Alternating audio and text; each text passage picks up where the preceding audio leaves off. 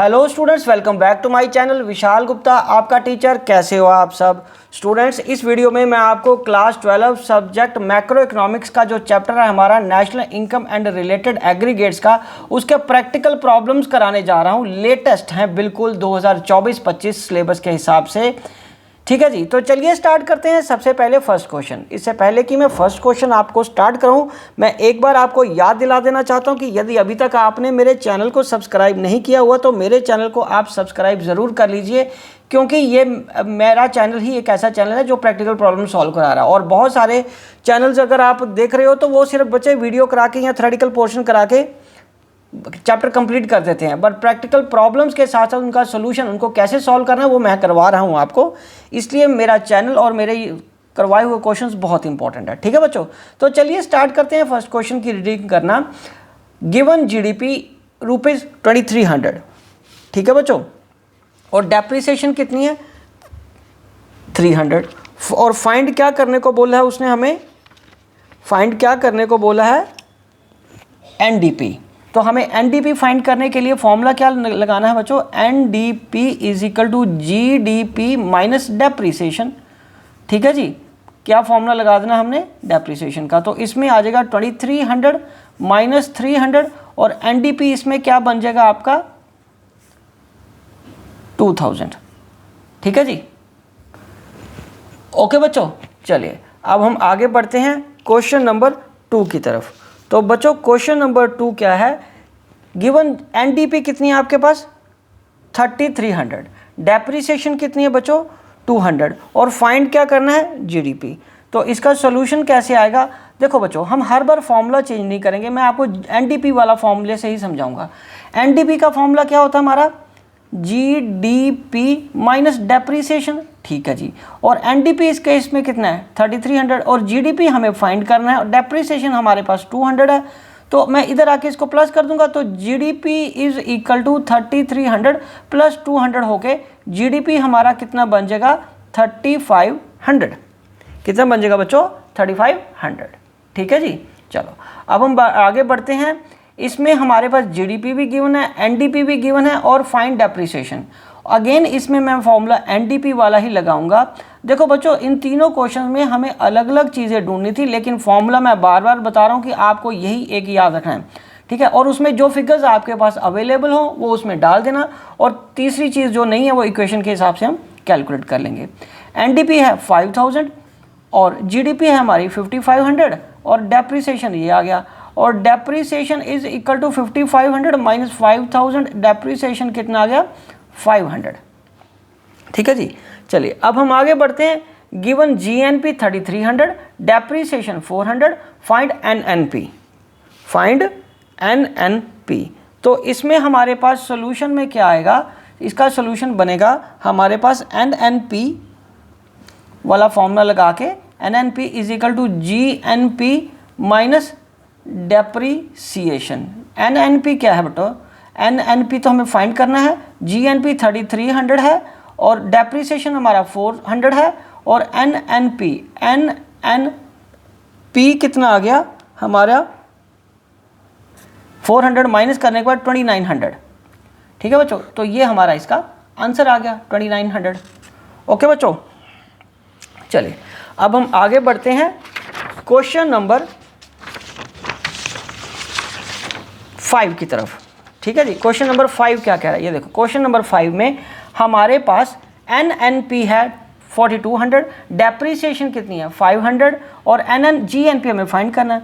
तो फॉर्मूला फिर वो मैं एनएनपी वाला ही लगाऊंगा, जीएनपी माइनस डेप्रिसिएशन करके। ठीक है बच्चों, तो इसमें हमारे पास जो सोल्यूशन में ये आएगा, हमारे पास क्या आएगा, एनएनपी कितना बच्चे 4200, जीएनपी हमें फाइंड करना है, और डेप्रिसिएशन कितनी हमारे पास 500, और जीएनपी को मैं इधर लिख के 4200 में 500 प्लस कर दूंगा, तो ये आ जाएगा 4700। तो ये कितना आ जाएगा ₹4700। ओके बच्चे, चलिए अब हम आगे बढ़ते हैं क्वेश्चन नंबर 6 के सोल्यूशन की तरफ। गिवन जीएनपी कितना बचे 6500 और एनएनपी कितना है 6000, और डेप्रिसिएशन फाइंड करनी है। अगेन फॉर्मूला हम वही लगाएंगे, NNP is equal to GNP minus depreciation. ठीक है जी, तो उसके बाद NNP में हमारे पास क्या बच्चों 6000 is equal to GNP 6500 minus depreciation. तो डेप्रीसिएशन इज इक्वल टू, यहाँ पे हम करेंगे 6500 में से 6000 माइनस करके डेप्रीसिएशन हमारी कितनी आ जाएगी बच्चे, डेप्रीसिएशन हमारे पास आ जाएगी 500। So simple to calculate. इसमें भी फॉर्मूला एक ही याद रखना है, ये वाला जो मैंने लगाया, ठीक है जी। तो उससे आपको जो दो चीज़ें गिवन होंगी, दो फिगर्स गिवन होंगी, वो डाल के तीसरी इक्वेशन लगा के हमने फाइंड आउट कर लेनी है, ठीक है बच्चों। चलिए अब हम आगे बढ़ते हैं। हमें फाइंड करना है calculate depreciation on capital assets. तो capital assets from following data. So सबसे कैलकुलेट डेप्रीसिएशन फाइंड करनी है हमें। Capital value of asset given है बच्चों, और एस्टिमेटेड लाइफ है, और स्क्रैप वैल्यू गिवन है। तो इसमें जो सॉल्यूशन में हम फॉर्मूला लगाएंगे, डेप्रीसिएशन कैसे कैलकुलेट करेंगे on capital asset is equal to cost, capital value of asset मतलब कॉस्ट हो गया, कॉस्ट कैपिटल वैल्यू ही लिख लेते हैं, capital value of asset minus estimated scrap value, या जो भी स्क्रैप वैल्यू हमें गिवन है, estimated scrap value upon number of years, estimated life जिसको बोलते हैं, एस्टिमेटेड लाइफ। तो बच्चों अगर आपको याद हो तो क्लास 11 में कॉमर्स वाले स्टूडेंट्स को मैं बात कर रहा हूँ, हालांकि मुझे पता है कुछ ह्यूमैनिटीज़ वाले स्टूडेंट्स भी इस वीडियो को देख रहे होंगे और देखेंगे भी, क्योंकि ये उनके भी कोर्स का पार्ट है, लेकिन पर्टिकुलरली मैं कॉमर्स वाले अकाउंट्स वाले बच्चों से बात कर रहा हूँ। आपको याद है पिछले साल स्ट्रेट लाइन मेथड जो डेप्रीसिएशन का था, उसका भी तो यही फॉर्मूला था, कॉस्ट मतलब जितने की वो खरीदी है less estimated scrap value upon number of years life. तो एस्टिमेटेड लाइफ वही वाला फॉर्मूला हमारे पास आ गया।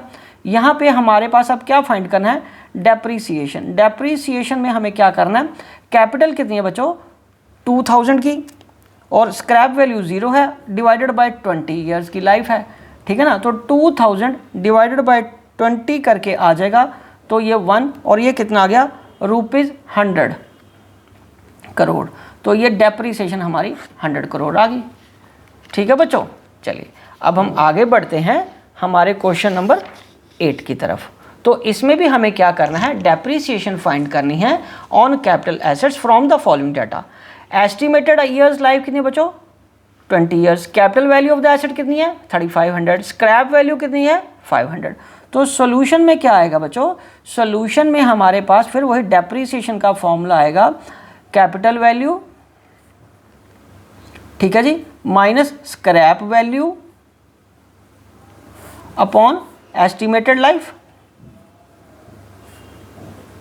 तो डेप्रीसिएशन के लिए हमें कैपिटल वैल्यू कितनी है बच्चे 3500, स्क्रैप वैल्यू कितनी है 500 डिवाइडेड बाय 20। तो ये 3000 डिवाइडेड बाय 20, तो ये आ गया 150 करोड़, ये आ गया 150 करोड़ बच्चे। 3500 था हमारी, ये रही वैल्यू। उसके बाद स्क्रैप वैल्यू कितनी गिवन है 500, तो उसको माइनस कर दी अपॉन 20 ईयर्स उसकी लाइफ है, 20 ईयर से डिवाइड कर दिया, तो ये काट पीट के हमारे पास कितना बच गया 150 करोड़, ठीक है बच्चों। चलिए अब हम आगे बढ़ते हैं क्वेश्चन नंबर 9 की तरफ। तो बच्चों क्वेश्चन नंबर 9 हमें क्या कह रहा है, given MP market price, MP यहाँ पे मार्केट प्राइस है बच्चों, मार्केट प्राइस, मार्केट प्राइस हमारे पास 500 है, और ये है net indirect tax, net indirect tax. आपको ये शॉर्ट फॉर्म्स में भी थोड़ा याद रखना पड़ेगा। और एफसी क्या है, फैक्टर कॉस्ट। कोई नहीं, जब धीरे धीरे क्वेश्चन समझ आने लगेंगे आपको तो आपको याद आ जाएगा, पता चल जाएगा कि ये शॉर्ट फॉर्म्स होती हैं, ठीक है बच्चे। तो अब हमें फाइंड क्या करना है, गिवन एमपी इतना, मार्केट प्राइस 500 है, नेट इनडायरेक्ट टैक्स 300 है, हमें फैक्टर कॉस्ट फाइंड करनी है। तो मैं आपको फिर बताऊं, फैक्टर कॉस्ट का फॉर्मूला लगा लेते हैं, जिसमें market price minus net indirect taxes को माइनस करते हैं। तो मार्केट प्राइस 500 है और ये 300 हम इसमें से माइनस कर देंगे फैक्टर कॉस्ट को फाइंड करने के लिए। तो फैक्टर कॉस्ट हमारा कितना आ गया बच्चों 200, ठीक है बच्चों। चलो अब अगेन फैक्टर कॉस्ट गिवन है, नेट इनडायरेक्ट टैक्स 150 गिवन है, और हमें क्या फाइंड करना है एमपी। तो फैक्टर कॉस्ट का ही मैं फॉर्मूला लगाऊंगा, MP minus net indirect tax. Factor cost कितना है बच्चों 200, मार्केट प्राइस कितना गिवन है वो फाइंड करना है, और नेट इनडायरेक्ट टैक्स कितना 150। तो अब क्या करेंगे, एमपी को आप एक तरफ कर लो, इज इक्वल टू 200 जमा 150 हो जाएगा। तो ये हमारा एमपी मार्केट प्राइस कितना आ जाएगा 350। ठीक है बच्चे, सो सिंपल। अब हम आगे बढ़ते हैं बच्चों क्वेश्चन नंबर 11 की तरफ। फैक्टर कॉस्ट कितनी गिवन है 200, मार्केट प्राइस कितना गिवन है 300 और फाइंड नेट इंडायरेक्ट टैक्सेस। और ये तो ओरली भी हमें देखने से पता चला कि 100 है, लेकिन हमें कैलकुलेट करके भी दिखाना होता है। Is equal to MP minus net indirect taxes. तो ये आएगा आपका ये 200। बच्चों आपको ये लग रहा होगा कि सर इतने सिंपल चीज़ें हमें क्यों ऐसे करा रहे हैं। बच्चों उसका कारण है कि यही चीज़ें आपको अगले क्वेश्चन में, जो बड़े क्वेश्चन हैं, फुल फ्लैज क्वेश्चन है 3 से लेकर 6 मार्क्स तक के, उन्हीं में यहाँ ये कन्फ्यूजन होती है कि किसको किस में प्लस करना होता है, किसको किस में से माइनस करना होता है। तो ये बेसिक स्टेप्स के बिना आपके लिए फिर ये कैलकुलेट करना मुश्किल हो जाता है। तो ये आ जाएगा 100। ये कितना आ जाएगा 100 करोड़। ठीक है, 200 में से सॉरी 300 में से 200 गया, 100 आ गया 100। ओके बच्चों, ये 100 है, याद रखना।